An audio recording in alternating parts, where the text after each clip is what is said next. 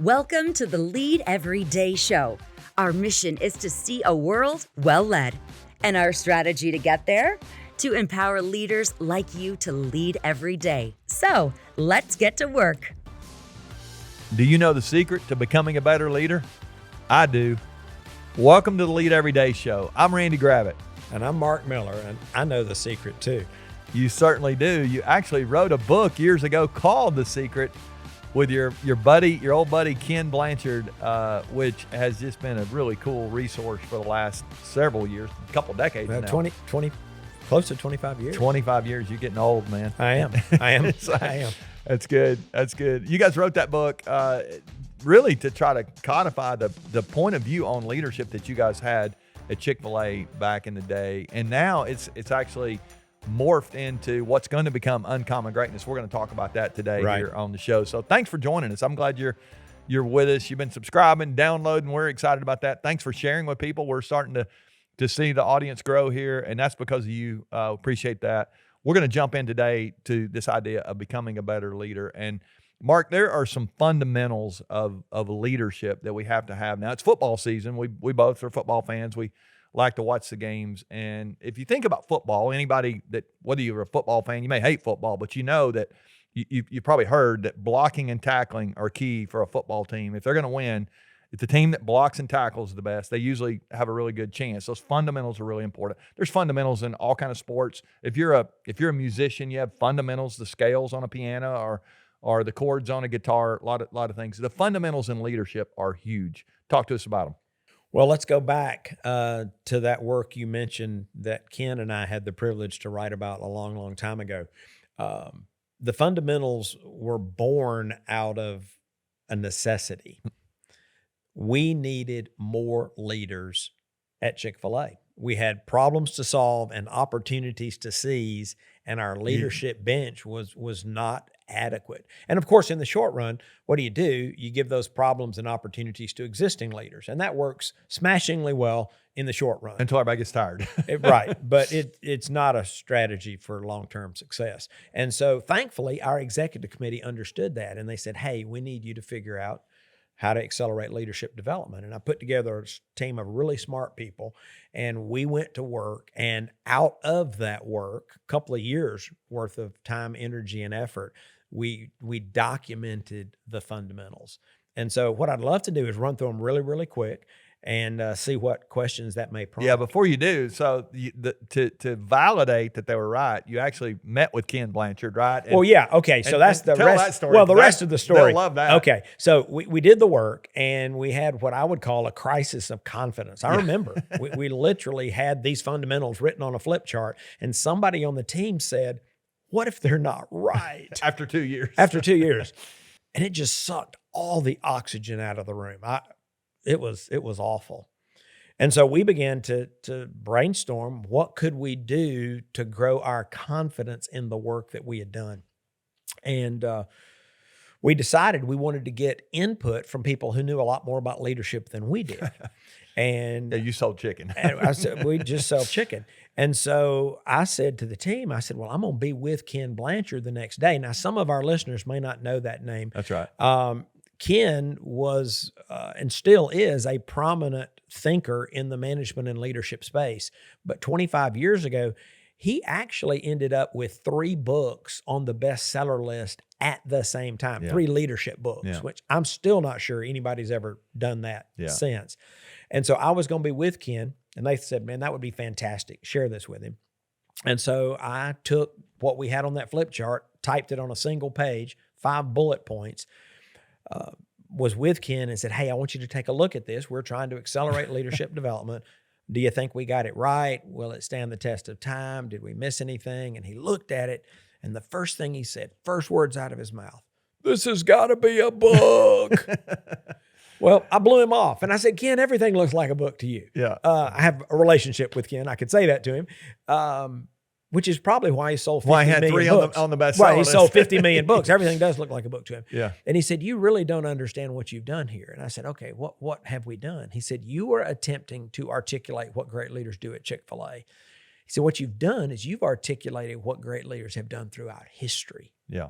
And it's got to be a book. Yeah, and now 1 million copies later, in that book, Yeah, a for lot of 25 books, years, about 25 languages. but it's being, which yeah, I was is going to say, it's kind being of cool. taught as well all over the world. I mean, we've Yeah. got this content out, not just Chick-fil-A. I mean, organizations, businesses, teams, Yeah. internationally. I mean, it's I think Yeah. 50 countries this year that this stuff's been. And here's my cut on that. It's not because the book is so good. It's because the book is built on truth. On these principles. And I think truth travels. So unpack these. Truth So travels. unpack these 5 principles. fundamentals There's at, 5 of at a them. really high level.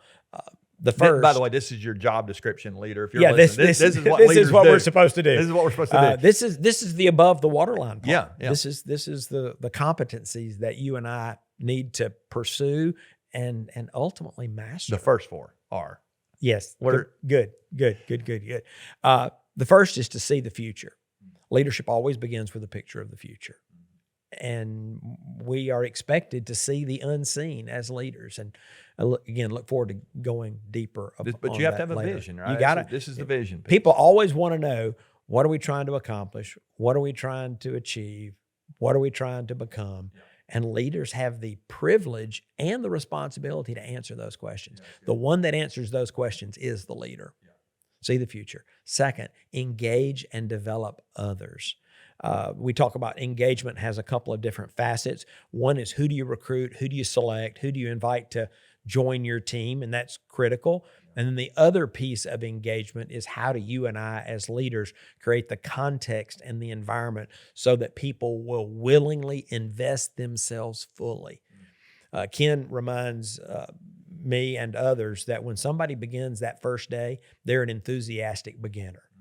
He said the real leadership test is, how enthusiastic are they 6 months, 6 years, 16 years later? That's a direct reflection of the environment we create. And have we managed and stewarded the engagement of our employees? Okay, so what's fundamental number 3? Number 3, reinvent continuously. Okay. Now, I know that sounds like a buzzword from the 80s. I was there in the 80s, and it does sound like a buzzword from the 80s. But we love the concept because the best leaders understand to their core that progress is always preceded by change. And that hope is not a strategy, that you've got to figure out what are those things that need to be different for you to move towards your preferred future. Real quick, we encourage our leaders to think about 3 domains. How do you reinvent yourself? How do you invent systems and work processes? And then how do you reinvent structure? And those will be good placeholders for you as you think about your role to reinvent continuously. That's good. Yeah, it's about innovation and change. And, Yes. I mean, in today's world, there's a lot in especially. I was in the 80s too, and Yeah. and it's faster now than it's ever been. Crazy. So these yeah. are huge. The nature of change has actually changed. Yeah, it And has, so and we're working on that. We'll talk to you we'll about talk that. about that We later Give as us well. a few years. All right. So So number 4. the 4th fundamental is to value results and relationships. And there's tension there. I think it's a perfect example of what Jim Collins talks about, the genius of the and. When you take 2 things that sometimes can actually be in conflict and you pursue them both, you can release the tension, or I should say harness the tension, right? There's energy in that friction. And so an example is when Toyota said years ago, we want to create high quality cars at low cost. People went, well, that's not, those don't go together. Well, and they've done a pretty good job They've of sold that. more than maybe anybody. And so the leader needs to value results and relationships. And we'll do an entire episode on that. I will say that would probably be the most difficult of the fundamentals because we all have a bias. Yeah, I was going to say there's tension in it. The tension grows because we lean one way or the other, Yeah. and if we're not careful, we'll surround ourselves with people who think like we think. Yeah. And so that might be a piece of Yeah. it. Okay, so I kind of gave a little foreshadowing. Well- and Uncommon Greatness is really going to redo this, but the 5th fundamental is the below the waterline. Yeah, it is embody a fundamental. leader's heart. But it's embody a leader's heart. Embody a leader's heart. And we've got heart habits that the best leaders see the world differently and they act accordingly. And those heart habits make you a leader that people want to follow or not. That's awesome, Mark. I love those fundamentals. I'll just remind you, as you lead your organization, your team, whatever it is, maybe even your family, as you think about it, it's so important for us to have these fundamentals locked in. If you don't do the blocking and tackling, it makes everything else harder. These fundamentals can be your anchor. They're your job description as a leader. Here's what I would encourage you to do. If you want to take a little assessment on this, if you'll take out your phone and text the word uncommon to 66866 here in the U.S., that will give you access to that assessment. Again, uncommon to 66866. And don't forget to pre-order the book. It's coming out in February, Mark. Excited about that. It's going to be awesome. We're gonna help you as you go these next few weeks to think more about becoming a better leader and really one that is pursuing uncommon greatness. How cool would it be if the people around you are benefiting from your greatness being different than the world's greatness, being uncommon greatness? That would be amazing. All right, come back tomorrow. We're going to continue this conversation. Remember, the best leaders lead every day.